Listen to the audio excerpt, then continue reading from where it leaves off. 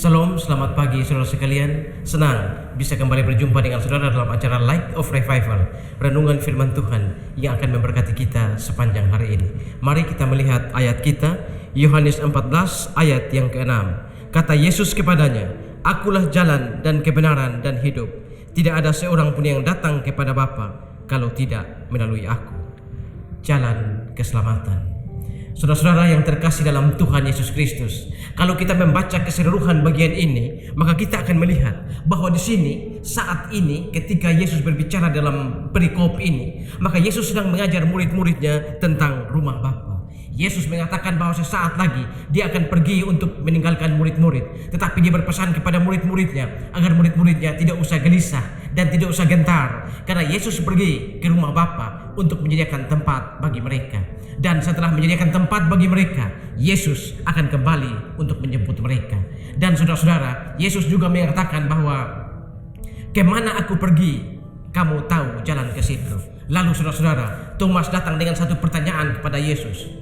"Tuhan, kami tidak tahu kemana engkau pergi. Bagaimana kami tahu jalan ke situ?" Saudara-saudara yang terkasih dalam Tuhan Yesus Kristus, bukankah ini adalah sebuah pertanyaan yang logis? Bukankah ini adalah sebuah pertanyaan yang masuk akal? Kalau kita tidak tahu tujuan, bagaimana kita bisa menentukan jalannya? Jadi apa yang dipertanyakan Thomas kepada Yesus ini adalah sesuatu yang sangat masuk akal, sesuatu yang sangat logis. Tetapi saudara, ketika Thomas datang dengan pertanyaan itu, Yesus kemudian menjawab, "Akulah jalan." Berarti saudara, di sini tujuan tidak lagi penting. Yang penting adalah kita berada pada jalan yang tepat. Dan ketika kita berada pada jalan yang tepat, jalan itu akan menuntun kita kepada kebenaran. Karena jalan ini bukan sekedar jalan yang tepat, tapi ini adalah jalan kebenaran. Dan jalan kebenaran ini, kalau kita ada pada jalan kebenaran, maka jalan kebenaran itu akan menuntun kita pada hidup. Ini bukan tentang hidup duniawi, ini bukan tentang hidup jasmani, tetapi ini berhubungan dengan hidup kekal atau hidup rohani. Dan saudara-saudara, pagi hari ini saya berbicara untuk seluruh saudara. Saya bukan hanya berbicara untuk orang Kristen saja, tapi saya berbicara untuk seluruh umat manusia.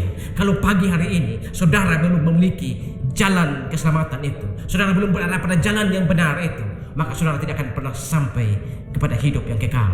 Karena tanpa jalan kebenaran itu tidak akan menuntun saudara kepada hidup yang kekal. Saudara, mungkin saat ini saudara berada pada agama saudara merasa tenang ada dalam agama saudara, dan saudara merasa bahwa ini adalah jalan yang benar. Tapi saudara, Amsal 14 mengatakan ada jalan yang disangka orang lurus, tapi ujungnya menuju maut.